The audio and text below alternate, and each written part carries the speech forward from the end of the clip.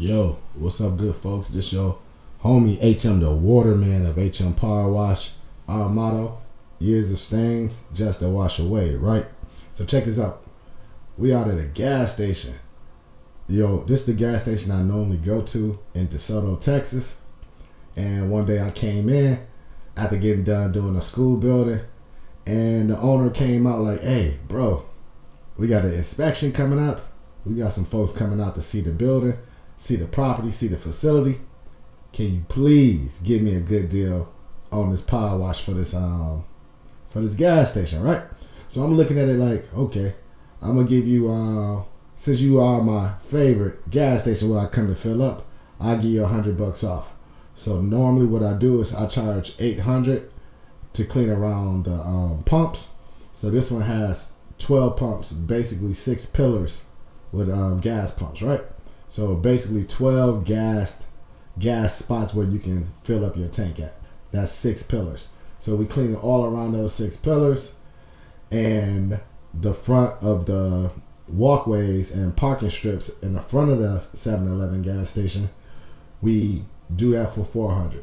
So instead of $1,200, I gave him $100 off, $700 for the cleaning of this area around the gas pumps, and then an additional $400 for the area around the front parking strips and the front walkway to the door, right? Threw in the windows for free, gave him an additional $100 off if he can plug me with his regional manager, right?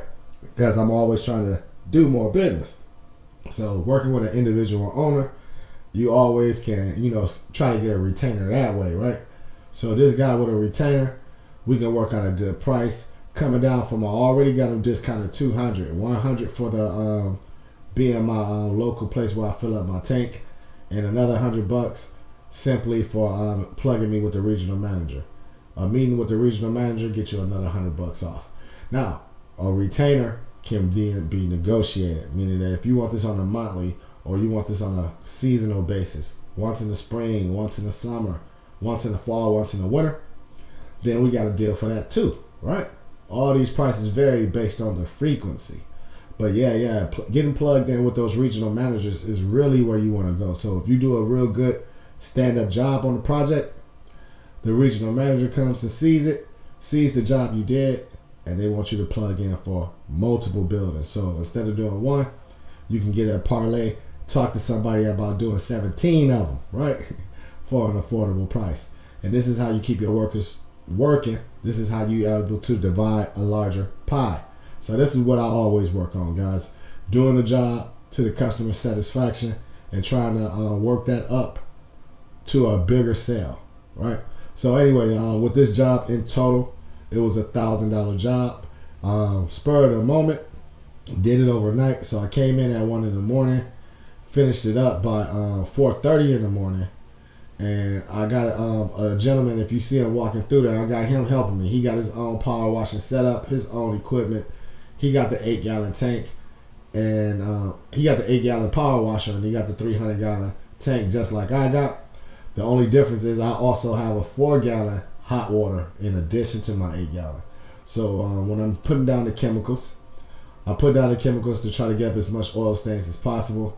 Then I try to use hot water to go through here and knock out and get some of this stuff broken up a bit, right? So once I get that process going, once I get the hot water out there and I got it all getting up, I got my homie come through. He hit it with the surface cleaner. So I'm gonna have him doing the surface cleaner while I'm doing the spot cleaning with the hot water. So we got the soaps down, we got the oil remover, the dirt and grime remover down with the soft wash system. And then I come through, hit it with the hot water, and got him coming through and hitting it with the pressure with the surface cleaner. So this was an overnight job, guys. Like sometimes the fish just land in the boat for you. So again, I was just up there filling up my tank after a hard day's work. Buy me a brewski probably. Dude followed me out to the car, asked, please, can you get me a deal on knocking this stuff out? Can you do it immediately? And I'm like, say less. I can do it tonight for a nominal fee.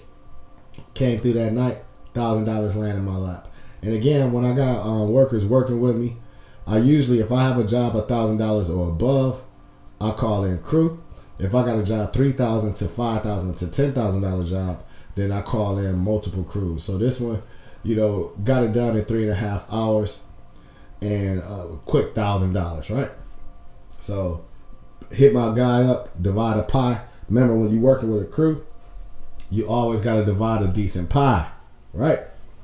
And make it worth their while. Like, to get a guy out of his bed at 1 in the morning to meet me to go do some power washing, you got to make it worth his while. I still made a good, nice profit.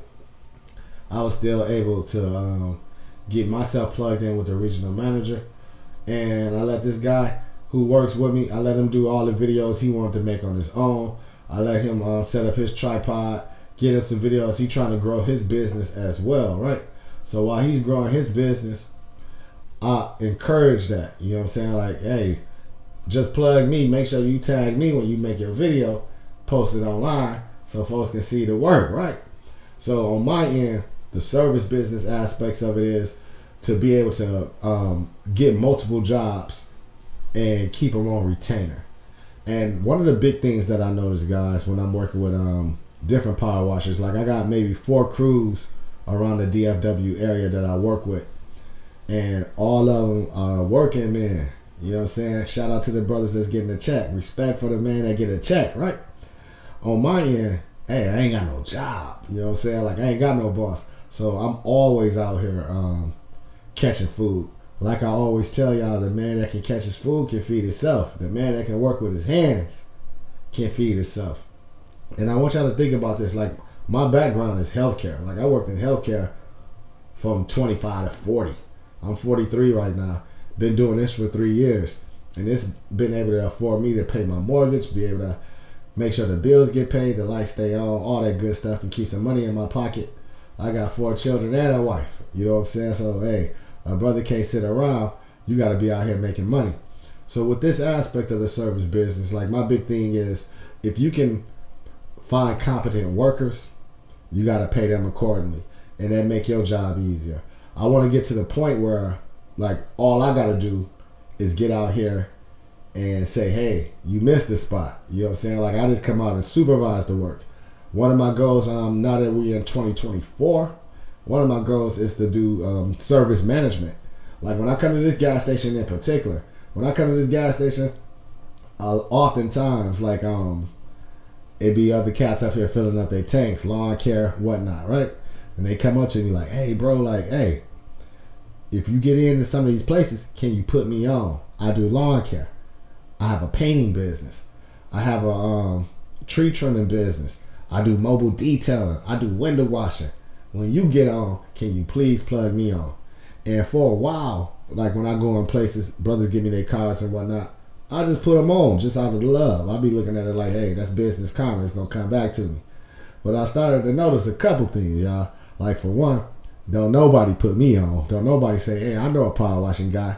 Let me hit him up. Nobody do that for me.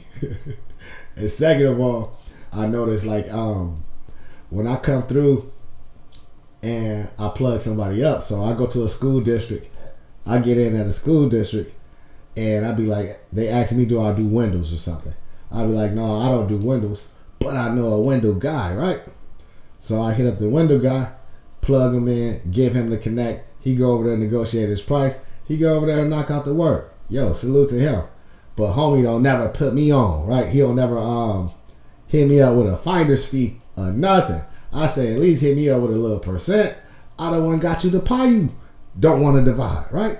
So anywho, long story short, service management is going to be my next goal, where I'm getting businesses, small businesses like my business, to register under me. And when they register under me, I go get the work. I keep the connect. I send over the invoice. When they pay me, I pay you. When they give me my money, I divide the pie with you. So you'll be able to see the invoice. You'll be able to see how much is going. And what do you think is a good amount or good percentage for service management? So I'm thinking anywhere between 20% to 30%. With me being hands off, I just go and secure the work, meaning that I see a lot of people who are good at doing the work. They're good at actually doing the work, but they're not good at catching the work. And just like you see the gentleman out there working with me, he's very, very, very good at doing the work, but he has a hard time going in and getting a yes. Like me, I'll be willing to get 100 no's to get a yes. Some folks, like I said, when they got jobs, they ain't willing to go that far with it, right? So him being good at doing the work, me being good at catching the work, is mutually beneficial. Now, if I didn't help him with his work, or he wasn't assisting me with the work, I'm just out there and just supervising, he would get the brunt of the money. Like I said, I would just get 20 to 30% if I'm not doing any work, because I find the work, right? You good at catching the work, or you good at doing the work? Some of us, like myself, is good at both, right? And that's the whole point of being a capable man.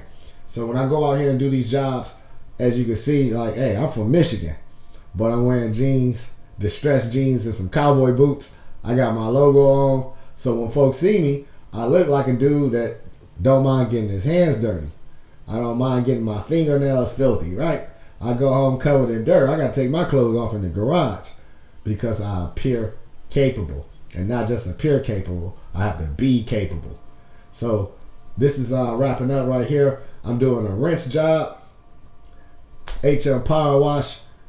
I got maybe hundreds and hundreds of videos of power washing over the last 3 years. So I'm going to start uploading them to this HM Power Wash pages, YouTube, etc.